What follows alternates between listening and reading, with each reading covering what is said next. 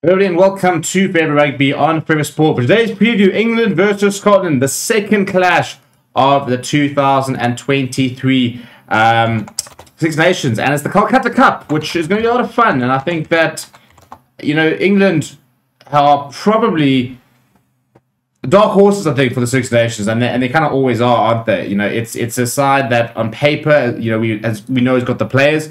And very interested to see how Steve Borthwick will do. Having sacked Eddie Jones, they made a big commitment, and I think that a lot of what the sort of the World Cup at the end of the year is going to depend on sort of how well they get going, how quickly Steve Borthwick can bring sort of his philosophy, his plans, and they really start to implement it with this England squad. And there are really a couple of interesting sort of decisions being made on the team selection, stuff like that. Now for Scotland are a side that frustrates me because we've seen a Scottish side in the last couple of years that can really pitch up and can compete with a lot of good teams.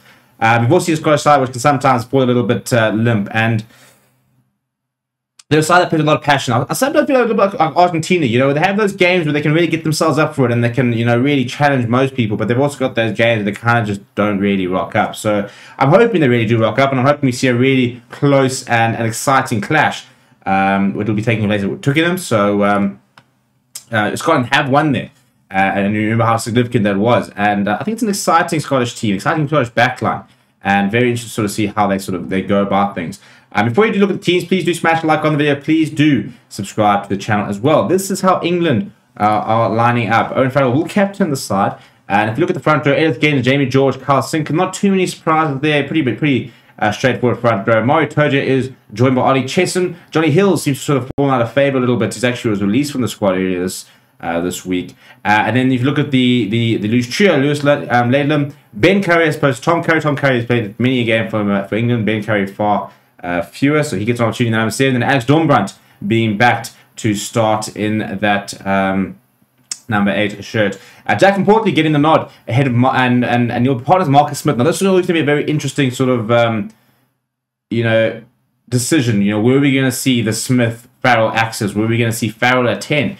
And I think, funny enough, whilst everybody got really excited, and probably quite rightly so, about Marcus Smith, I think people have also starting to realise that he's got work to do at an international level. And whilst he can really make a big difference, and he can have those sort of really world-class touches and moments, I think that international rugby is not easy. And I think that we're starting to see that he has going to have a few struggles as he develops. I think he will play many a test for England, but I'm interested to see that they have gone with that Smith-Farrell axis as opposed to moving Farrell back to 10 and looking at an out-and-out sort of 12. If you look at the two wings, Ollie Hassel-Collins on debut, Max Malin's on the other wing, and then Freddie Stewart, who, it's just an absolutely sensational fullback. Very few players have taken to international rugby and just looked so comfortable there. Absolute unit, very big. And then for me, a very interesting selection, Joe Marchand getting the opportunity at outside centre next to Owen Farrell. A lot of people didn't really sort of back that. A lot of people sort of thought Ollie Lawrence was going to get a start.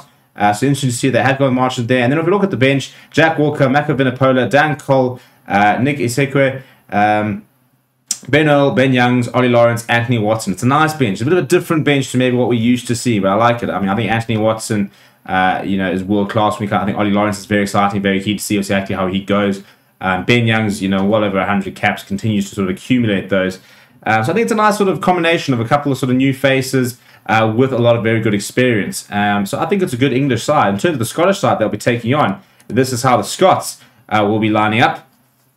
Jamie Ritchie obviously captaining the side, the number 6 jersey. He's actually swapped it from the last time he played. But in the front row, no Xander Ferguson, which is going to be a massive blow for Gregor Townsend and his side. Pierre Schoeman, George Turner, and VPN Null will start. So for South African fans, 2 South African-born props in that Scottish front row. You then got Richie Gray and Grant Gilchrist in that second row. Jamie Ritchie is joined by Luke Crosby, and then Matt Ferguson at 8th man. I'm really big for Matt Ferguson fan. I think he's really exciting. I think there's so many good number 8s across this Six Nations. I think I'm very excited to see exactly which ones really sort of put their hands up.